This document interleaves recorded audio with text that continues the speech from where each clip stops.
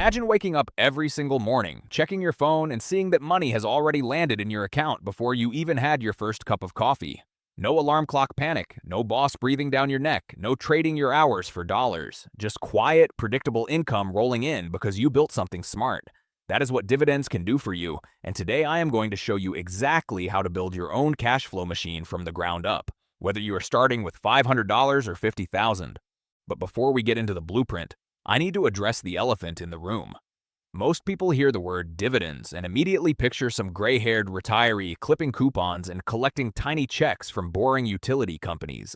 And honestly, that image has scared away an entire generation of investors from one of the most powerful wealth-building strategies ever discovered. So we are going to shatter that myth today and replace it with something that actually gets you excited about building real, sustainable income. Here's what we are covering. First, I will break down exactly how dividends work at a mechanical level, because understanding the engine is what separates the investors who win from the ones who just get lucky once. Then we will talk about yield, and why chasing the highest number is a trap that destroys more portfolios than any market crash ever has. After that, I will walk you through the specific characteristics you want to look for when selecting dividend stocks, the things that actually predict whether a company will keep paying you for decades. And finally, I will show you the compounding strategy that turns a modest starting investment into a machine that genuinely funds your life. Stay with me through the whole video because the last section is where most investors leave serious money on the table. So let us start at the foundation. A dividend is simply a company sharing a portion of its profits directly with the people who own its stock. When you own shares in a company, you become a part owner of that business. And when the business makes money, some of that money gets distributed back to you on a regular schedule, typically every 3 months. The amount you receive is based on how many shares you own. Own more shares, collect more cash. It is that straightforward. Now, the number that most beginners fixate on is called the dividend yield.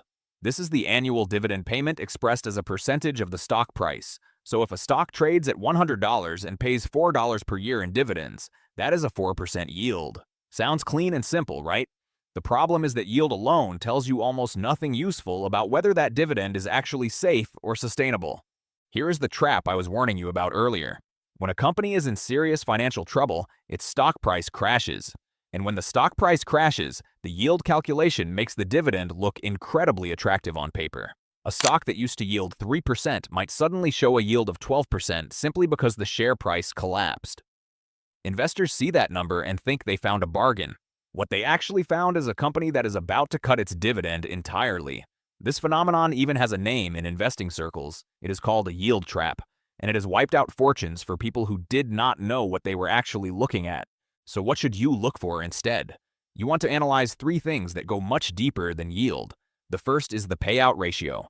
This tells you what percentage of the company's earnings are being paid out as dividends. If a company earns $2 per share and pays $1 per share in dividends, the payout ratio is 50%. Generally speaking, a payout ratio below 60 to 70% is a sign that the dividend has room to breathe. A payout ratio above 90 or 100% is a red flag screaming that the company is paying out more than it earns, which is mathematically unsustainable. Something has to give, and usually what gives is the dividend. The second thing to examine is free cash flow. Earnings can be manipulated through accounting choices. Cash flow is much harder to fake. You want to see that the company is generating genuine cash from its operations, not just reporting accounting profits while burning through cash behind the scenes. A company with strong, growing free cash flow has the actual financial muscle to keep writing you checks quarter after quarter. The third element is the dividend growth history. This one is arguably the most powerful filter you can apply. Look for companies that have not just paid dividends consistently, but have actually increased them year over year for extended periods. There is a group of companies in the American stock market that have raised their dividends every single year for at least 25 consecutive years. These companies are sometimes called dividend aristocrats. Think about what that streak actually represents. It means the company navigated the dot-com crash, the 2008 financial crisis, the COVID pandemic, multiple recessions, and every other economic storm that hit during those decades, and it still found a way to pay you more each year. That kind of track record tells you something profound about the quality of the underlying business. Now let us talk about how you actually build the machine, because owning a handful of dividend stocks is not the same as having a system that compounds over time. The secret ingredient here is dividend reinvestment. and it operates through a concept that Albert Einstein reportedly called the eighth wonder of the world: compounding. When you reinvest your dividends to purchase more shares, those additional shares then generate their own dividends, which you also reinvest to buy even more shares. It creates a snowball effect that accelerates the longer it runs. Here's a concrete example to make this tangible. Imagine you invest $10,000 into a collection of quality dividend stocks with an average yield of 3.5%. In the first year, you collect roughly $350 in dividends. If you reinvest that, you now have $10,350 working for you. The next year, that slightly larger base generates slightly more dividends. Slow at first, almost frustratingly slow, but by year 10, year 15, year 20, the numbers start doing things that feel almost unfair. The growth is no longer linear, it becomes exponential, and that is the moment the machine truly starts running on its own. The practical question most people ask at this stage is, how do I actually put this together? Do I pick individual stocks or use funds? Both approaches work, and the right answer depends on how much time and interest you want to invest in research. If you enjoy analyzing individual companies and want maximum control over what you own, building a portfolio of individual dividend stocks can be deeply rewarding.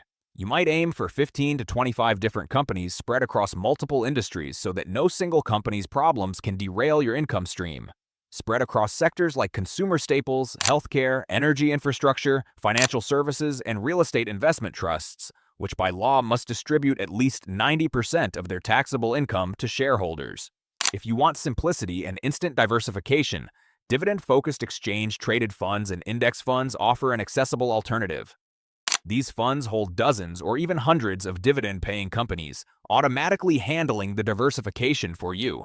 The trade-off is that you give up some control and pay small management fees, but for many investors, the simplicity is worth it, especially when you are just getting started and building your confidence. One thing I want to address directly is the question of when to start. People always want to wait for the perfect moment. They want to wait until the market looks less scary, or until they have more money saved up, or until they understand everything perfectly. I understand the impulse, but here's the hard truth. Every month you delay is a month of compounding you never get back. The math is unforgiving in this regard. Starting with $500 today and being consistent will beat starting with $5,000 2 years from now. Not because of the amounts, but because of the time in the market. The machine needs time to build momentum. Your job is to start it and feed it consistently. Let me also address taxes, because this is something a lot of beginner investors overlook until they get a surprise bill from the government. In the United States, qualified dividends are taxed at preferential long-term capital gains rates rather than ordinary income rates, which is genuinely favorable treatment. But where you hold your dividend investments matters enormously.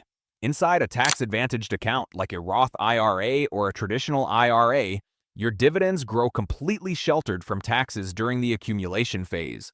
In a Roth IRA specifically, if you follow the rules, you may never pay taxes on that income at all, including when you eventually withdraw it. This is a massive deal when you think about decades of compounding. Always prioritize maxing out your tax-advantaged accounts before building a taxable brokerage account for dividend investing. Now I want to share a mindset shift that separates the investors who actually succeed with this strategy from the ones who dabble with it and give up when the market gets volatile. Most people look at their investment portfolio and think about its value in dollars. They check the number. They feel good when it goes up. They feel anxious when it goes down. Dividend investors who truly internalize this strategy start looking at their portfolio differently. They start thinking in terms of income.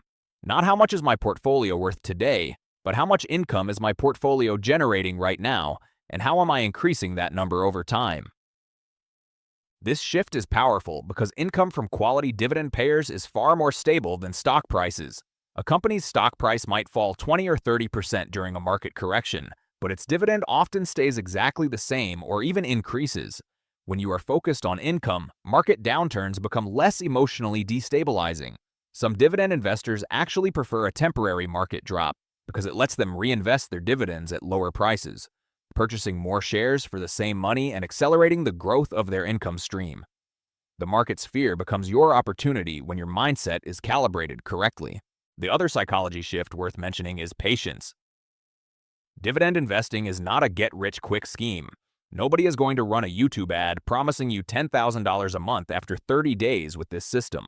This is a slow, boring, incredibly effective strategy that rewards consistency over excitement. The people who build genuinely life-changing income from dividends are usually the ones who started modestly, reinvested everything for years without touching it, gradually increased their contributions as their income grew, and allowed the compounding to do the heavy lifting. The process is unglamorous. The results are extraordinary. So here is your starting framework. Step 1. Open or identify a tax-advantaged account and commit to making regular contributions. Step 2. Define your selection criteria, whether you are picking individual dividend stocks using the filters we discussed or choosing dividend-oriented funds. Step 3. Establish automatic dividend reinvestment so that every payment you receive immediately goes back to work buying more shares. Step 4. Add to your positions consistently, even small amounts on a regular schedule. And Step 5. Resist the urge to touch it during market volatility. This is where most investors fail. The machine needs time, and time requires patience. There is a beautiful simplicity to this entire strategy once you internalize it.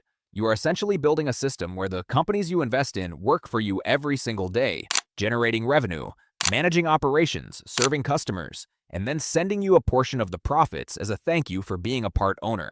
You do not have to show up. You do not have to clock in. You do not have to answer emails. The machine runs whether you are awake or asleep, whether you are on vacation or sitting at your desk. The goal is not to get rich overnight. The goal is to build something that gets stronger with every passing year, that grows even when you are not paying attention, and that eventually reaches a point where the income it generates covers your actual needs and wants. That is financial freedom, not as an abstract concept, but as a lived reality. If you found value in this breakdown, make sure you subscribe because we go deep on wealth-building strategies every single week, topics that will genuinely change how you think about money and investing. Drop a comment below and tell me where you are starting from. Are you brand new to dividend investing, or have you already begun building your machine? I read every comment, and I want to know where you are on your journey. The best time to start was yesterday. The second best time is right now.